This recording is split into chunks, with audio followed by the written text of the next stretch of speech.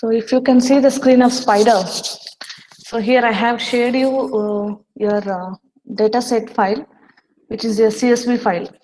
So I have taken the name of this file as WS in the name that water sport. Fine.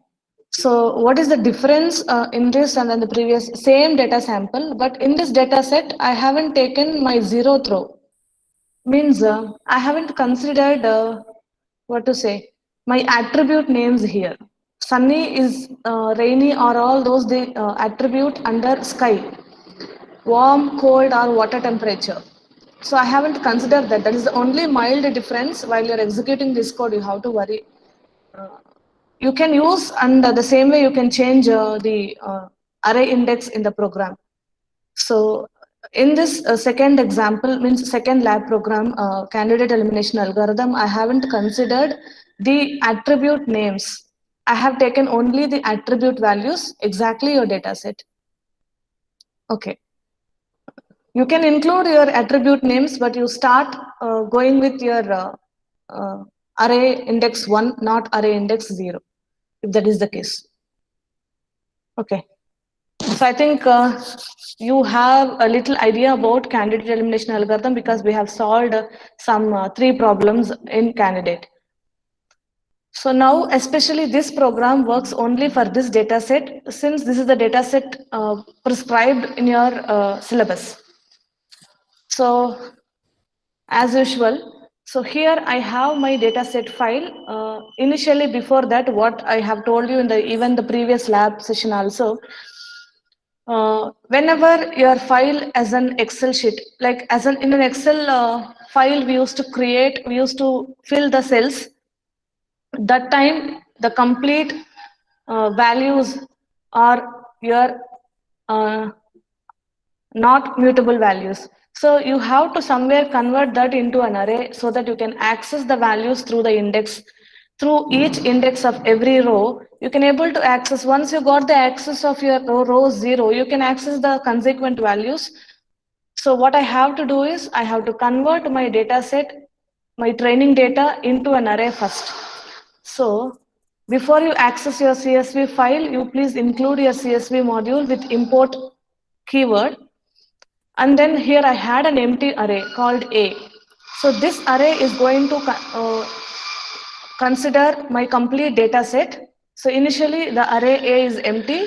Later I'm going to append each and every row of my data set into the array called A, so that I can access the array which is my training data. Each row I'm going to compare with my specific and the general region.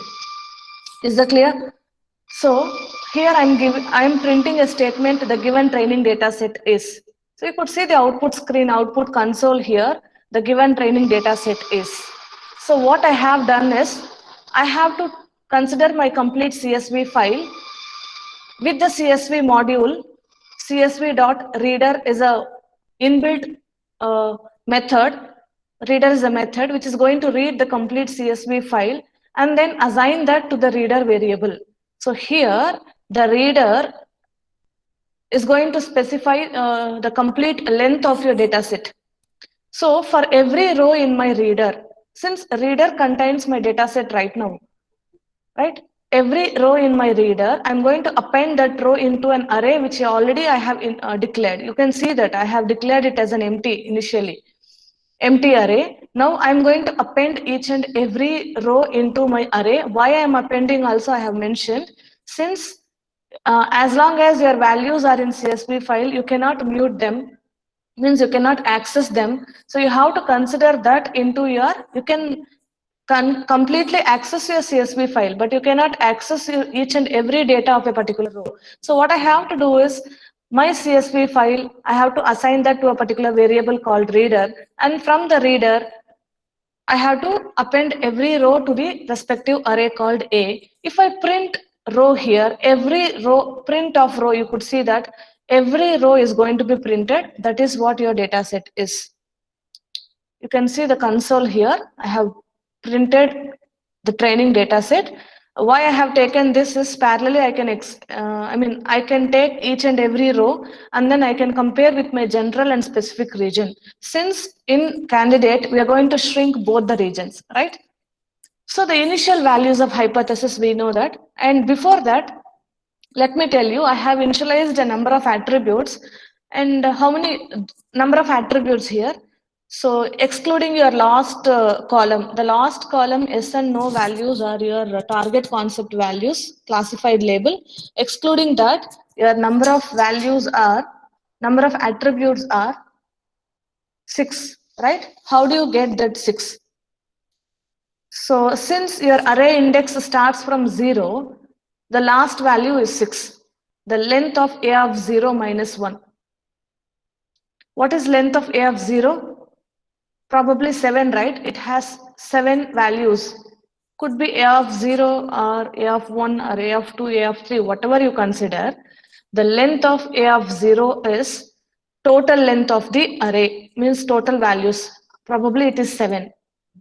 From Sunny to S, A of 0, if you consider. So in this case, then if I do minus 1 in the sense, obviously what is the value of length of A of 0 minus 1? It is the value called 6. So the number of attributes are 6. So remember the value of the variable number of attributes is 6. Fine. So now I have to initialize my specific and general region with specific symbol and then the general symbol question marks. So what I'm doing here is in S and G, if you could see, I have been multiplying. Suppose you in Python code we know, right? Any sequence has to be maintained n number of times. Here 0 sequence has to be maintained 6 times. So number of attributes are 6. So I can multiply that particular character into the variable value. What is the variable value of number of attributes? 6. So S is initialized with 6 zeros and G is initialized with 6 question marks. That I can make use of for printing my initial hypothesis. Print the most specific hypothesis S naught is, since all 5s, so I have taken here all zeros. The most general hypothesis is all question marks. So if you don't have any doubts till now, we will proceed further. If you have, you can interact with me. Yes.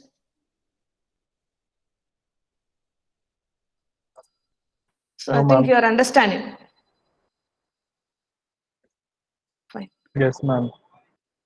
So very first job of your candidate elimination algorithm is, so you have to initialize your S region and G region with respect to the number of attributes you have.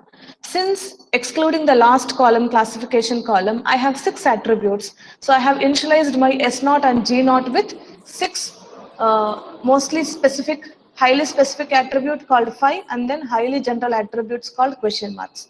So you can see that I have printed here in the console right hand side, the most specific hypothesis is 6 times I have printed and then I have repeated the sequence, and the most general hypothesis is 6 times I have repeated the question marks. That is the output till now.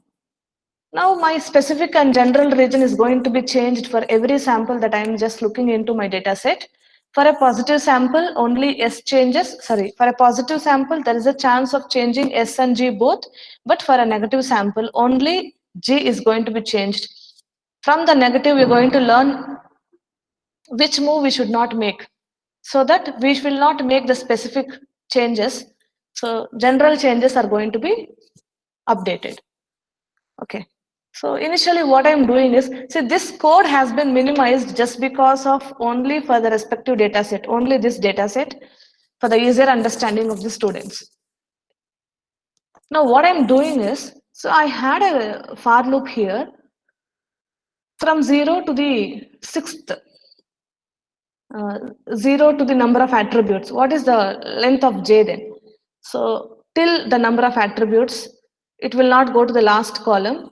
Since my number of attributes are 6, my maximum execution period of my for loop is 6 times. Correct? So from the 0th value of a particular row till the 6th value. till the fifth value. I mean, total 6 times it is going to be executed since number of range value is 6. Okay, what I'm assigning here is, you know that the moment I started comparing, very first sample is my positive sample, but as of now, I haven't considered anything. But what I'm doing it here is, what is A then? A is nothing but your data set right now. Means it's a multi-dimensional array. Sorry, two-dimensional array. You could see that data set. You have 2 dimensions, rows and then columns, right?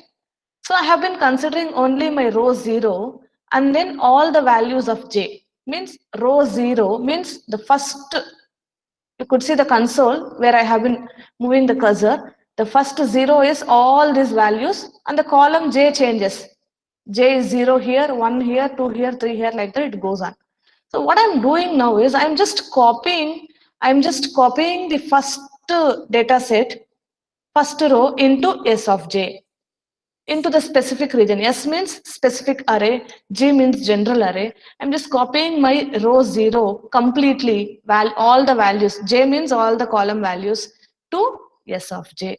Remember, I'll just tell you why it has happened. Because very first time, when you compare your specific all the files with your data set values, probably you will get as of like means any positive data set is going to work like find as. We know that a 5 with proper value, your S will result with the first data set, right? The first row of the data set. So that's why I have copied that to S of j. Anyhow, procedurally we have to go. Next, candidate elimination algorithm is going to work from here onwards. Version space computation. You can see that temp. I'll tell you the purpose of temp later. Right now, you just think the length of temp is nothing, right? Temp, I haven't initialized anything. Right now, the temp is empty so that it possesses the value zeros, null. Okay, what I'm doing it here is the next one. I'm trying to access my complete data set where I is the index given for all the rows till the length of A exists. I think the length of A is 4. 4 times this works because I have 4 rows in my data set. Okay. Then I'm printing them dotted lines because of showing the separation between what happens every time when you read a particular row in a data set. Okay, what does this code means? Because I'm in a for loop, your I value is 0 right now, right? Because I have initialized from 0 till the length of A. Length of A is 4 rows, 4. What I'm checking for is, see, I have a separate phenomena in candidate for positive and then for negative samples. Which is going to tell me whether the sample is positive or negative is the last column.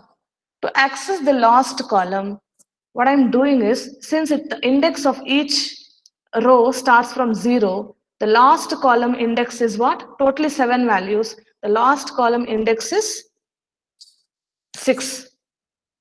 So what I'm doing it here is A of 0, because I have to start from the 0th row. 0th row, the number of attributes values is what? 6. Since I have already assigned the 6 value to number of attributes.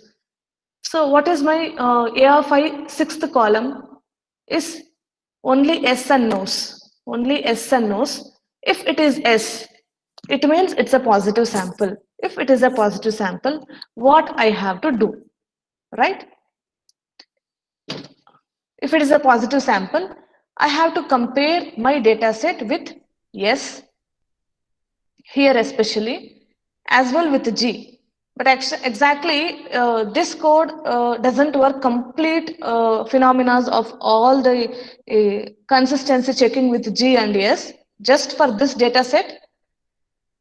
Because as a problem we have solved, we know that for a positive sample, there is initially that doesn't happens with the G, because G is highly general.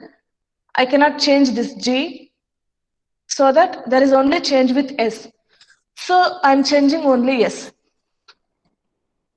After you scan a negative sample, then there is a possibility of change with G for a positive sample in this, especially for this data set, right?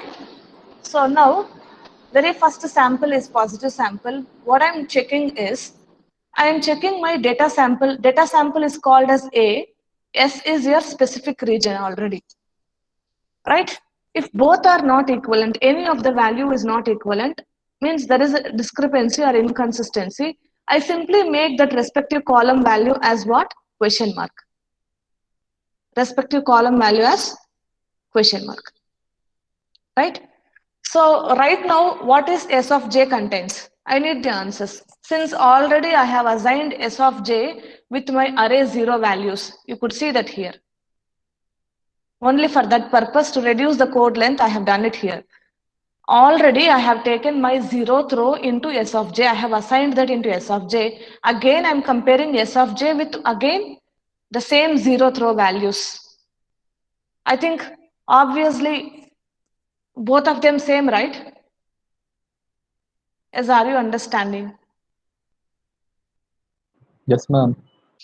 Since already I have taken my 0th row values to S of j, again I'm comparing the 0th row with S of j. I think all the values are same. Sunny same, warm, normal, strong, warm, same. So I don't see any change. So I will not put any question marks over there. Leave it. Then you had a next for loop here. But when you get into what happens in this second for loop is, you are taking the range of second for loop with the length of temp. Here itself it loses. Since temp, I'll tell you the purpose of temp later. Temp is only for storing your set of all possible hypotheses which are coming from the general region. I think when you started shrinking your G, you will get n number of hypotheses going further. Initially, it is with all question marks. After that, you will get a broader spectrum. So that time, I think array is useful for us, an array of hypotheses possible.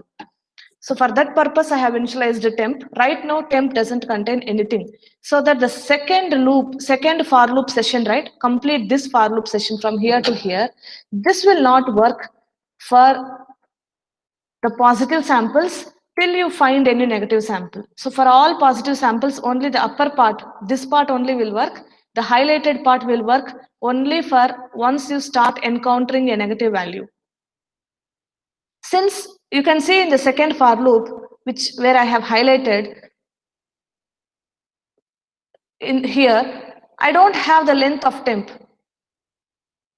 So what I have to do? I think this fails. I cannot do this. So straightly go for printing your S and G. So here I am printing S. You can see that earlier S value is S0. Now S changes so that I'm adding format of I plus 1. So 0 plus 1, that is S of 1. I value is 0, right? Now, so S1. I'm printing the same S. You can see that here in the right hand side console. S1 values and then G1 no change. Since there is no length of temp, so length of temp equal to 0, so no change with G. How long you have the length of temp is 0, there is no disturbance with G. G existing as such. So what I'm doing is, I'm taking my G1, since format of I plus 1, so G0 will be G1. I'm just printing the same G, no change, with all question marks.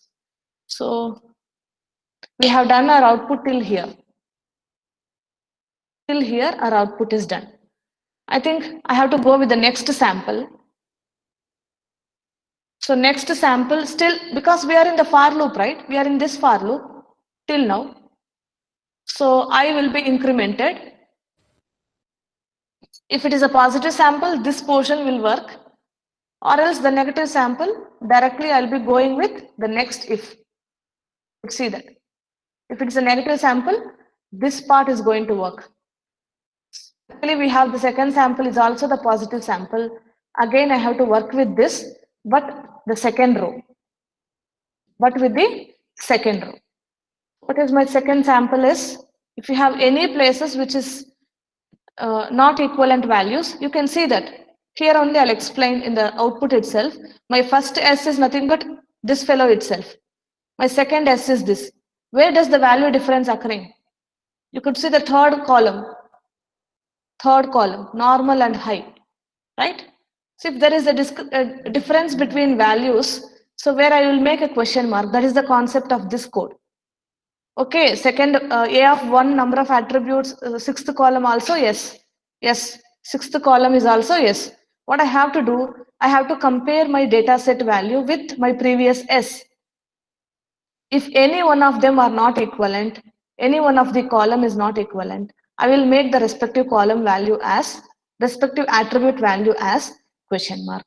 So here the third column, sunny, sunny same, warm, warm same, normal. Now it is coming high. So that why I am comparing with the previous value is, the previous value, the row 0 value is nothing but your S value. Question mark. Fine. S of j is question, respective S of j is question mark. So again, no change with temp right now since I haven't come across any negative sample. So this for loop is going to be skipped. Since second for loop fails for all the values.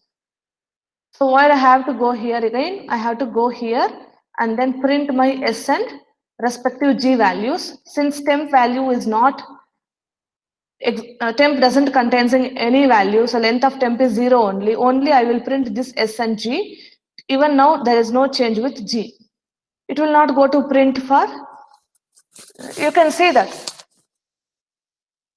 If the temp is null, nothing doesn't exist in temp, I will print this statement, or else I will go with printing the temp. Means after a negative sample got scanned, a list of hypotheses are going to be arrived when you move from general to specific. That time I'm going to print the temp. Fine. See, in between, if you have any doubts, please interrupt me. Okay. Next sample you see. What is the next sample? You have is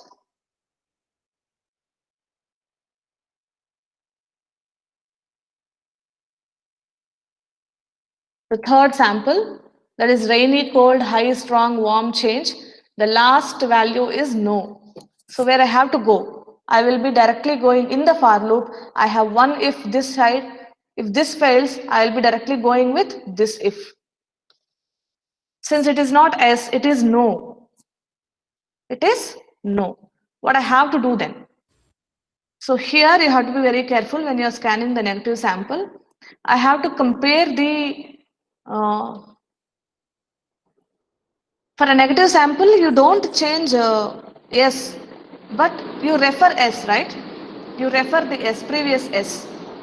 When you refer the previous S, your S and what to say? Your S and the respective data sample right now, negative sample should differ. So if it differs, you will take the general hypothesis with what is the value is there in S. So that's what I'm doing it here. I have been comparing my negative value. What is my negative values?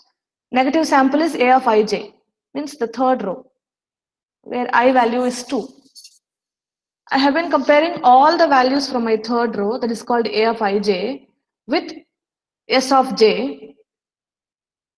Once it is not equivalent, you can see that the first value is rainy, wherein my previous S is sunny. S is sunny, your data set is rainy. Not equivalent both, and at the same time, S of j should not be equivalent to question mark. Right? S of j is not equivalent to question mark. Question mark in the sense it will be general. Any value will be okay for me. Okay. If those are the cases, what I have to do, I have to construct my G with whom? I have to construct G with S value. And I have to append each G like that.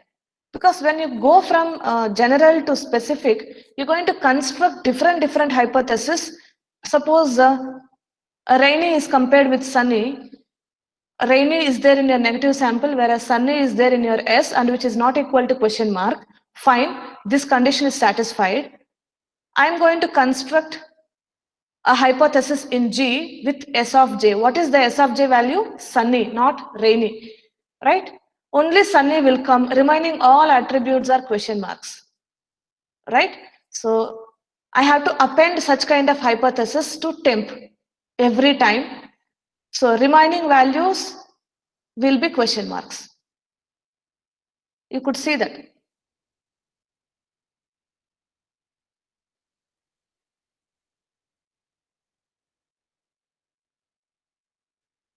For the training sample 3.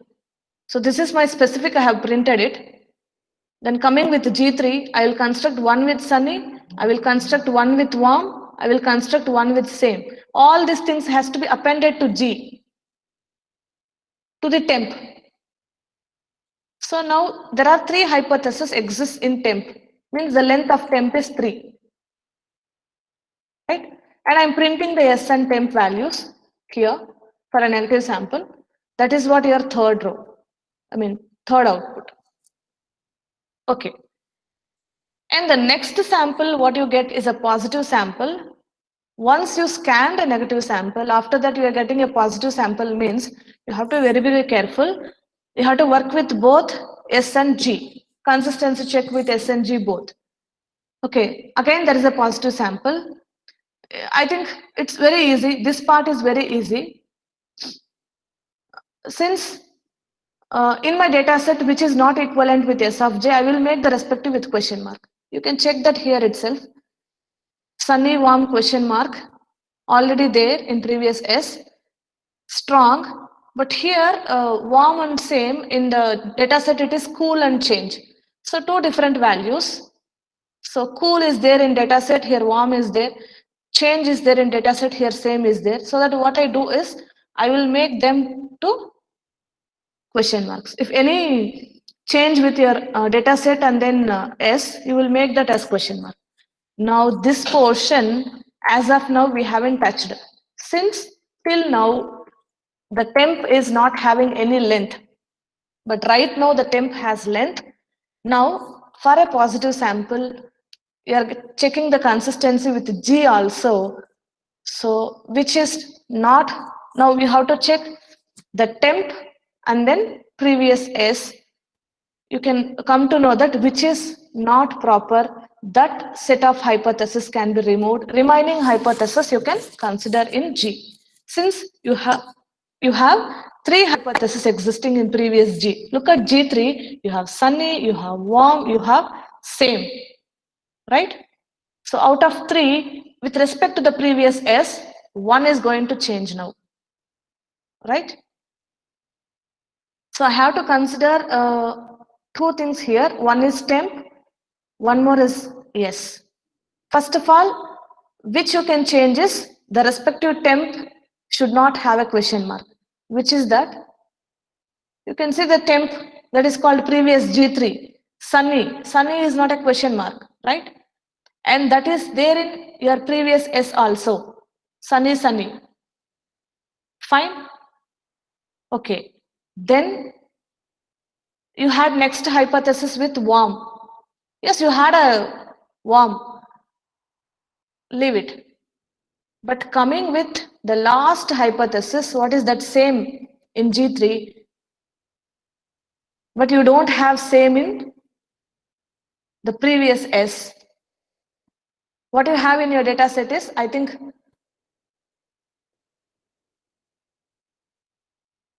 you see the last data set you have change. But you have constructed G3 with same. That hypothesis is going to be, the last hypothesis same is going to be vanished. So you will get in G only sunny and warm. So that comparison has been happened with this if and we are deleting the respective temp. Means same is going to be deleted here. Which temp you are deleting? The one which doesn't that doesn't match with the previous S.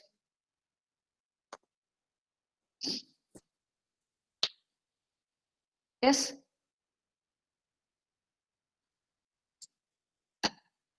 So you never interrupted me all over the class. So it means you understood or not? Yes, Abhishek, at least you. Yes, ma'am, understood. It's same as the manually solving it. Yeah. But lot of what do you say issues with code when once you apply the some other data sets. Since this is the data set provided from the question in the laboratory syllabus, so I try to reduce the code because of only with respect to this data set. Uh, if you want to work with a complete candidate elimination algorithm that has to be for irrespective of any data set, the length will be really high. It will go to 3 to 4 pages of code so that it will fit to any data set. So be careful whenever using this data set, you should follow this code only. Just 1 second.